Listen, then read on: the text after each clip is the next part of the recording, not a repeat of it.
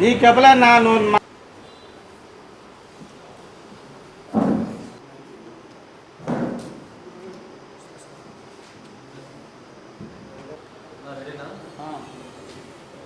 మీరు మాట్లాడతారా? చెప్పు చెప్పు చెప్పు. ప్రెస్ క్లబ్లో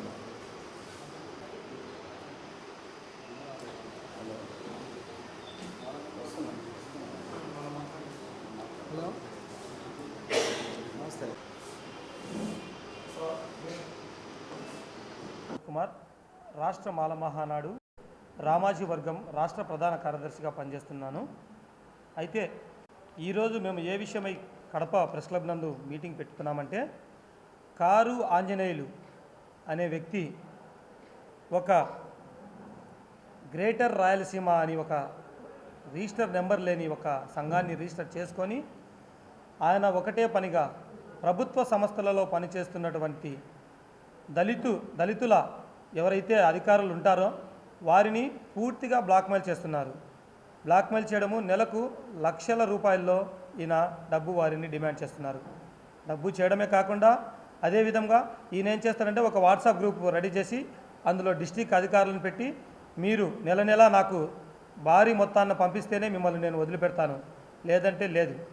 అందరికీ తెలిసిన విషయం ఏంటంటే, ఈ మధ్యకాలంలో కారు ఆంజనేయులు అనే వ్యక్తి మన కడప ప్రెస్ క్లబ్ నందు ఒక మీటింగ్ పెట్టి, నాకు ఎక్కడైనా సరే ఒక 2 సెంట్ల భూమి ఉందంటే అది మీకు రాసిస్తానని ప్రెస్ క్లబ్ నందు చెప్పి ఉన్నాడు. అయితే కారు ఆంజనేయులు అనే వ్యక్తిని మేము ప్రశ్నిస్తున్నాము. ఒక సంఘంలో పనిచేస్తూ సంఘ నాయకుడిగా ఉండు దగ్గర 40 నుంచి 50 ఎకరాల పొలం నీకు ఎలా వచ్చింది? ఈ పొలం డీకేటి ప్రభుత్వ భూములని నీకు ఎవరు ఇచ్చారు? నువ్వు ప్రభుత్వాధికారులను బెదిరియందే నీకు ఈ స్థలం వచ్చిందా? అదేవిధంగా నీ అవినీతి అంతా మా దగ్గర ఉంది. దయచేసి కారు ఆంజనేయులు గారు జాగ్రత్తగా ఉండండి. ప్రజా సంఘాల పేరుతో ప్రభుత్వ అధికారులను మీరు భయపెడితే మాత్రము సహించేది లేదు. జాగ్రత్తగా ఉండండి. మీకు అదేవిధంగా నేను చెప్తున్నానండి, ఆయన కుమార్తె మౌనిక గారికి, ఆమె మైనర్ బాలిక, ప్రభుత్వము డీఫామ్తో ఎకరా 90 సెంట్లు ఎంతో ఉంది. అది ఎలా వచ్చింది? అది కాకుండా బెంగళూరులో అపార్ట్మెంట్లో 2 ఫ్లాట్స్ ఈయనకు నెల నెలా వడ్డీ వస్తుంది. ఆ ఆస్తి ఎలా వచ్చింది? అంతేకాకుండా ఆర్కే నగరు, ఏఎల్ఎం కాలనీ, బద్వేలు ఇలా చెప్పుకుంటూ పోతే మా దగ్గర పక్కా వచ్చిన ఇన్ఫర్మేషను దగ్గర 40 నుంచి 50 వాటి సర్వే నెంబర్లు, ఆయన బినామీలు మొత్తం 50 ఎకరాలు ఉన్నాయి. ఇది కాకుండా ఆయన భాగవతం ఎంతో ఉందో చూడండి. ఇదంతా మేము అధికారుల దృష్టికి, కలెక్టర్ దృష్టికి, సీఎం గారి దృష్టికి కూడా తీసుకుపోతాము. ఒక సంఘాన్ని పెట్టుకొని మీరు ప్రభుత్వ అధికారులను ఇలా భయభ్రాంతులకు గురి చేయడం సరికాదు. ఎందుకంటే ఈయన ప్రతి నెల అందరూ కలిసి ఈయన ఒక 50 నుంచి 60 లక్షలు డిమాండ్ చేస్తూ చేయాలన్నది ఈయన ద్వారాని కూడా మార్చుకోకపోతే ప్రజా సంఘాలన్నీ కలిపి ఈయన ద్వారా ప్రజా సంఘాలకు ఎక్కడ చూసినా చెడపేరుస్తుంది. ఈయన బ్లాక్మెయిలర్గా మారాడు. అదేవిధంగా కొంతమంది ఈయన వెనక పెట్టుకొని చాలా ఎన్నో దుర్మార్గాలు చేస్తున్నాడు. దయచేసి అందరూ గమనించండి. అధికారులు కూడా ఇటువంటి వ్యక్తిని ఏం చేయాలో మీ దృష్టికి తీసుకొస్తాము. సర్వే నెంబర్లు, పట్టా పాస్బుక్లు అన్నీ తీసుకొని వచ్చి మీకు మేము హ్యాండ్ ఓవర్ చేస్తాము. మీరు మాకు తగిన న్యాయం చేయాలి. ఒకవేళ కారు ఆంజనేయులు అనే వ్యక్తి ఇవి నా స్థలాలు కాదు అని చెప్తే ఆ స్థలాలన్నీ మేము ఆర్డీఓ గారికి హ్యాండ్ ఓవర్ చేసి మళ్ళీ మా దళితులకు మేము రాపించుకునే దానికి పోరాడడానికి ఎంతవరకైనా కృషి చేస్తాము అని ఈ మీడియా మిత్రుల ద్వారా అందరి ద్వారా తెలుపుకుంటూ సెలవు తీసుకుంటున్నాను. జై భీమ్. రామోజీ ఇమ్మాన్యుయల్, రాష్ట్ర మాల మహానాడు రాష్ట్ర అధ్యక్షుని.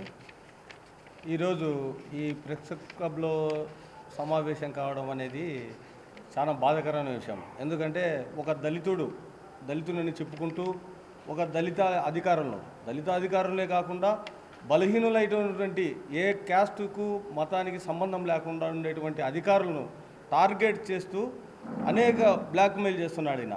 గతంలో కూడా ఒకసారి ఆ బద్వేలు ప్రాంతంలో భూములు వీళ్ళు దౌర్జన్యంగా చేసుకుంటున్నారని ఆర్డీఓ గారు అక్కడ ఈయన ఈ కొంతమంది మీద క్రిమినల్ కేసులు కూడా బుక్ అయినాయి. అక్కడ నాన్ బెయిలబుల్ వారెంట్ కూడా ఇచ్చినారు. అయితే మేము ఆ రోజు ఈయన తరఫున వచ్చి ఇదే ప్రెస్ క్లబ్లోనే ఈయన మంచోడని వాదించినాం.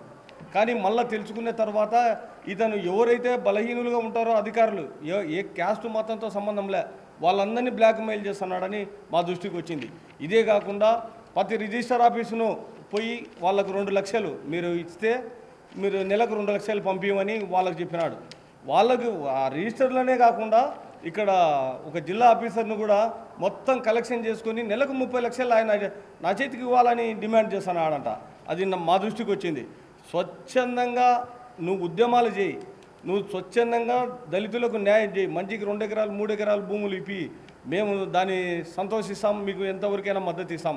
బినామీ పేర్లు పెట్టుకొని నువ్వు దళితులు పొట్టగొట్టి వాళ్ళను పచ్చు పెట్టి నీ కడుపు నింపుకోవడం అనేది చాలా దుర్మార్గమైన ఇష్యూ. అది నా దగ్గర మొత్తం మీకు మీడియా మిత్రులు కూడా కావాలంటే చూపిస్తాము. మొత్తం ఈ సర్వే నెంబర్లు కూడా ఇచ్చారు మాకు. ఈ బినామీ పేర్ల మీద అతను అనుభవిస్తున్న భూములు. ఇది మంచి పద్ధతి కాదు ఆంజనేయులు గారు. మేము ఒకటే చెప్తున్నా, వాళ్ళ అధికారులు భయపడుతున్నారు. వాళ్ళ అధికారులు వాళ్ళ భార్య పిల్లలు మాకు ఫోన్లు వేసి చెప్తున్నారు, మా దగ్గరికి వచ్చి చెప్తున్నారు, ఆయనతో మా భర్తలకు ప్రాణహాని ఉంది, ఇంటికి వచ్చి నిద్రపోకుండా ఉన్నాడు, అదే టెన్షన్లో. ఒకవేళ ఆయన చనిపోతే మాకు దిక్కెవరు, మా పిల్లలకు దిక్కెవరు అని మా దగ్గరికి వచ్చి వాపోతున్నారు వాళ్ళ పిల్లలు. ఇది మంచి పద్ధతి కాదు. ఇది లా అండ్ ఆర్డర్ ఇష్యూ కూడా అవుతుంది. మేము ఎస్పీ గారి దృష్టికి తీసుకుపోతాం, కలెక్టర్ గారి దృష్టికి తీసుకుపోతాం. ఈ విషయంలో ఆయన కంప్లీట్ మంచోళ్ళ మీద ఈయన బురద చల్లితే మాత్రం మేము ఊరుకునే పరిస్థితి లేదు. ఆయనకు ఏ విధంగా దీటైన జవాబు చెప్పాలనో రాష్ట్ర మాల మహానాడు ఖచ్చితంగా అతనికి దీటైన జవాబే చెప్తాము. అతని అవినీతి ముందు అతన్ని కడుక్కోవాలా. ఏదో అందరినీ బ్లాక్మెయిల్ చేయడం, వాళ్ళకి జీతం ఎంత వస్తుంది, దాంట్లో ఈయనకు 2 లక్షలు నెలకు ఎందుకు ఇవ్వాలా? ఇదేమన్నా దావూద్ ఇబ్రహీమా? ఇతను ఏమన్నా అంటే ఇది ప్రజాస్వామ్యంలో ఉండామా లేదా? ఏం చేస్తున్నారు అధికారులు?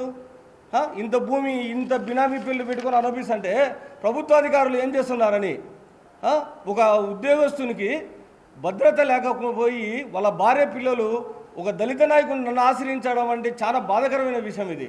ఎందుకంటే ఇది మనం ప్రజాస్వామ్యంలో ఉండామా లేదా, లేకుంటే ఎక్కడైనా శ్రీలంకలో ఉండామా అనేది కూడా అర్థం కాలే. ఆయన మీద ఖచ్చితంగా చర్యలు తీసుకునేంత వరకు మేము ఈ రాష్ట్ర మాల మహానాడుతో పోరాడుతుంటాము. ఆ కుటుంబాలకు ఎవరైతే అధికారులను బెదిరిస్తున్నాడో ఆ అధికారులకు మేము అండగా ఉంటాము, వాళ్ళ కుటుంబానికి అండగా ఉంటాము. వాళ్లకు సీమంత హాని జరిగినా ఓడ్చుకునే ప్రసక్తే లేదు. ఎందుకంటే వాళ్ళు మంచి అధికారులు.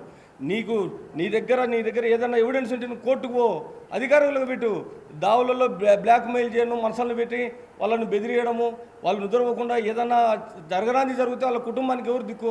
ఆంజనేయులు గారు, ఈ విషయం మేము సీరియస్గా పరిగణిస్తున్నాను. ఈ విషయం నేను జిల్లా ఎస్పీ గారి దృష్టికి తీసుకుపోయి అతని మీద ఖచ్చితంగా చట్టపరమైన చర్యలు తీసుకుంటాము. అతను అంటున్నాడంట, ఆయన ధర్నా చేస్తా అంట. ప్రతి ధర్నా నేను చేసేదానికి సిద్ధంగా అంట. ఆయన 10 మందితో చేస్తే నేను 100 మందితో చేస్తా. ఆయన 100 మందితో చేస్తే నేను 1000 మందితో చేస్తా. దానికి కూడా సిద్ధమే. వీళ్ళ బ్లాక్మెయిల్ చేస్తే మాత్రము సహించే ప్రసక్తే లేదు. ఆంజనేయులు గారు, మీరు చట్టపరంగా పోండి. మనం ప్రజాస్వామ్యంలో ఉన్నాం. నీ దగ్గర ఎవిడెన్స్ ఉంటే నువ్వు కోర్టుకు పో, అధికారులకు చెప్పు.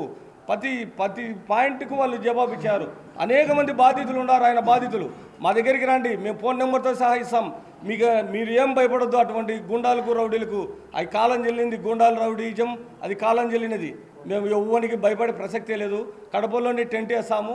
ఆయన ఏ విధంగా అధికారులను టచ్ చేస్తాడో చేయమని చూద్దాము. ఈ విషయం మేము ఎస్పీ గారి దృష్టికి కూడా తీసుకుపోయి అతని మీద కఠినమైన చర్యలు తీసుకునేంత వరకు కూడా నిరంతరం పోరాడుతూనే ఉంటాము. ఈ సమస్య మీద అధికారులకు రక్షణగా మేము నిలబడతామని ఈ సందర్భంగా మీకు తెలియజేస్తున్నాను. జై భీమ్.